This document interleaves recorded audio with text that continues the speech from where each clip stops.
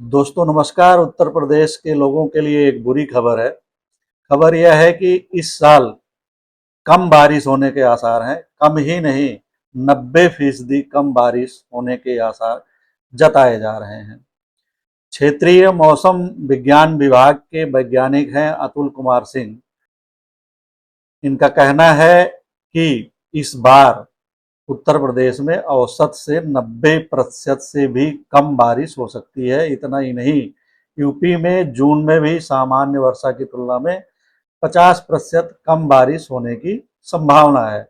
इनका कहना है कि इस साल 2015 जैसे हालात दिख सकते हैं और इसकी वजह है अल नीनो। एक मौसम में अल नीनो बन रहा है, जिसकी वजह से मौसम विभाग ने बारिश के बारे में यह आकलन किया है।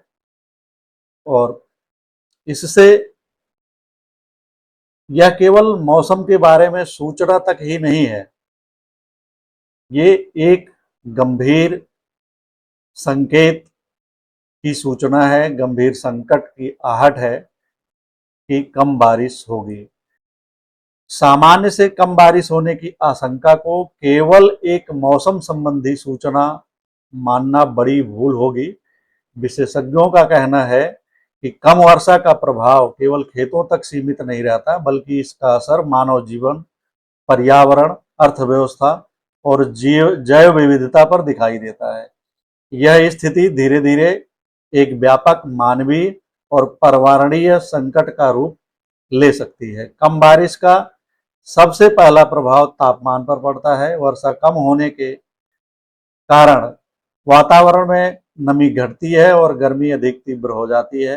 बढ़ते तापमान के कारण हीट स्ट्रोक, डिहाइड्रेशन, त्वचा रोग, श्वसन संबंधी बीमारियां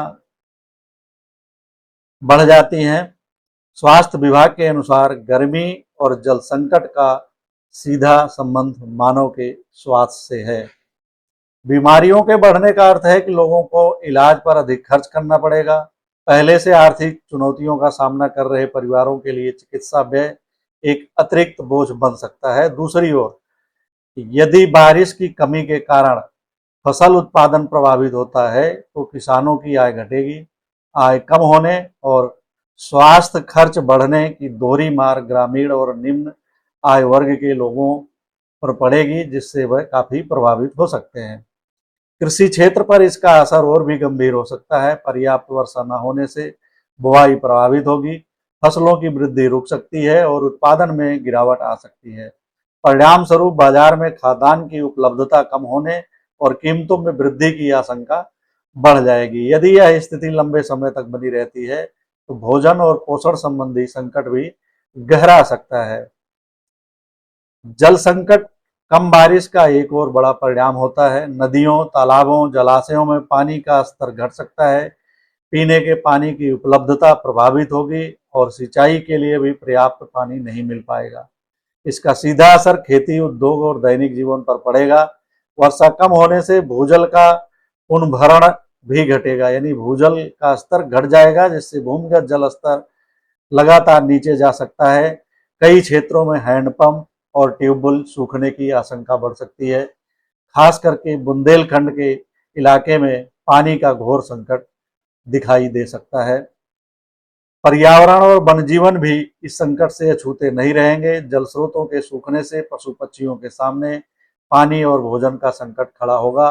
जंगलों में आग लगने की घटनाएं बढ़ सकती हैं और जैव विविधता पर नकारात्मक प्रभाव पड़ सकता है। प्राकृतिक संतुलन बिगड़ने से कई प्रजातियों का अस्तित्व भी खतरे में पड़ सकता है। विशेषज्ञों का मानना है कि कम बारिश को केवल मौसम विभाग के पूर्वानुमान के रूप में नहीं देखा जा सकता। यह एक ऐसी चेतावनी है जो जल संरक्षण, भूजल प्रबंधन, पर्यावरण संरक्षण और कृषि रणनीतियों पर तत्काल ध्यान देने की मांग करती है। यदि समय रहते प्रभावी कदम नहीं उठाए गए तो कम बारिश का संकट केवल खेतों तक सीमित नहीं रहेगा, बल्कि स्वास्थ्य, अर्थव्यवस्था, खाद्य सुरक्षा और पर्यावरण सभी पर गहरा असर पड़ेगा।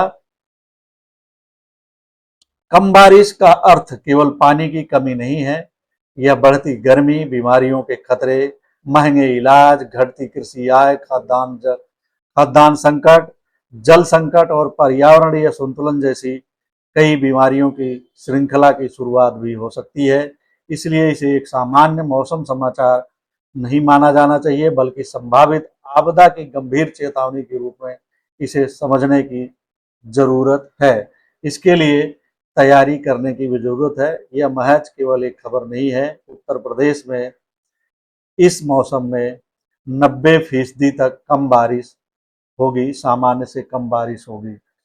यदि ऐसा होता है तो यह एक बहुत बड़ी आपदा होगी और इससे निपटने के उपाय समय रहते ही करने पड़ेंगे।